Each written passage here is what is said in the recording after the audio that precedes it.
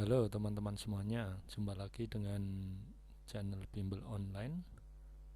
Pada kesempatan kali ini akan saya bahas bagaimana menghitung jumlah kalor yang diperlukan jika diketahui grafik Q terhadap T, kalor terhadap suhu. Baik, seperti tampak pada gambar, sebungkah es massa 50 gram dipanaskan sehingga mengalami proses seperti ditunjukkan grafik berikut. Jika kalor jenis air 1 kalori per gram derajat Celcius, kalor jenis es 0,5 kalori per gram derajat Celcius, dan kalor lebur es 80 kalori per gram, maka kalor total yang diserap es tersebut selama proses dari A, B, C, dan D seperti pada grafik adalah. Nah, teman-teman semuanya, ingat kembali kalau ada grafik G terhadap T seperti ini, jadi diingat kembali ketika grafiknya itu miring seperti pada AB dan CD ini, berarti ini adalah proses perubahan suhu, ya, terjadi perubahan suhu. Nah, ketika terjadi perubahan suhu, maka ingat kembali, maka rumus yang diperlukan adalah M C delta T. Kemudian kalau grafiknya adalah mendatar seperti pada grafik BC ini, maka ya, ingat kembali ya, rumusnya adalah perubahan wujud, sehingga untuk menghitungnya kita pakai rumus Q sama dengan M kali L. Ya, ingat kembali ini ya. Jadi ada dua rumus untuk menghitung kalor, yaitu MC delta T dan ML. Baik, kita lihat prosesnya ya. Ingat pada posisi di titik A ini ya, ini wujud benda itu masih berwujud es karena suhunya minus 10 derajat Celcius ya. Sehingga pada proses AB,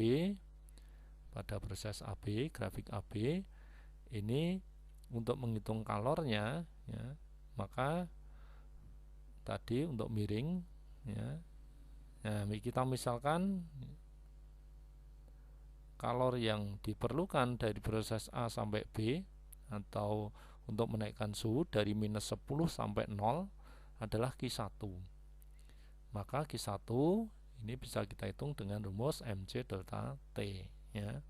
C-nya CS karena ya dari proses AB ini masih berwujud es, sehingga kita dapatkan masanya 50, CS-nya setengah, perubahan suhunya delta T-nya adalah dari minus 10 ke 0, berarti perubahannya 10, sehingga didapatkan Q1-nya 250 kalori ini ya.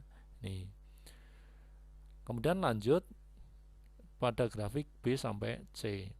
Grafiknya adalah mendatar, ini berarti adalah perubahan wujud. Nah, untuk menghitung jumlah kalor pada perubahan wujud tadi ini ya, ini kita gunakan rumus ini ya, M kali L ya, M kali L.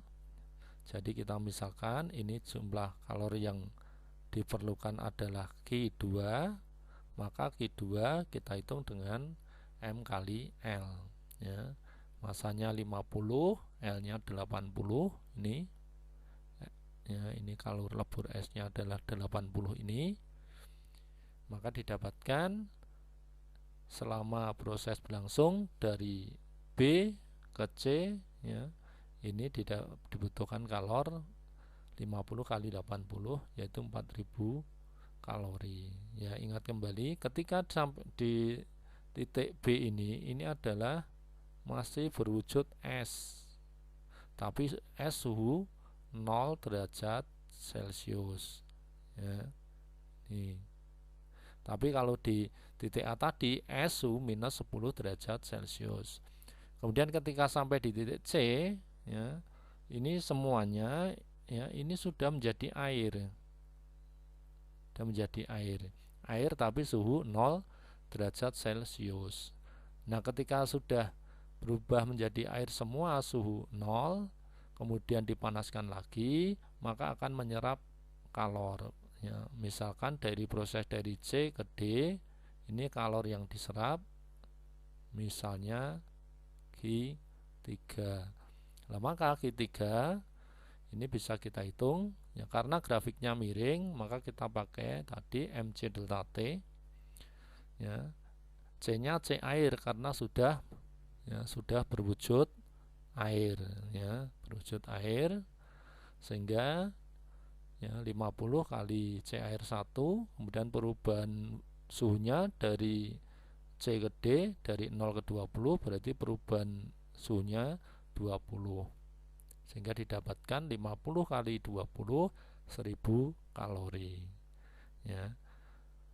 Dengan demikian kita dapatkan selama proses berlangsung dari A sampai D, yaitu A, B, C, D, maka jumlah kalor total yang dibutuhkan adalah Q1 ya, Q1 ini, Q2 dan Q3, sehingga totalnya adalah 250 tambah 4000 tambah 1000, totalnya adalah 5250 kalori, sehingga jawabannya adalah yang mana? Ya, berarti yang A ini. Demikian adik-adik, teman-teman semuanya, mudah-mudahan bermanfaat pada teman-teman semuanya. Salam sehat, salam sukses untuk semuanya. Jumpa lagi pada lain kesempatan untuk pembahasan soal yang berbeda. Jangan lupa subscribe channel ini agar tidak ketinggalan pembahasan soal-soal yang lainnya. Terima kasih sekali lagi. Sampai jumpa. Salam sehat.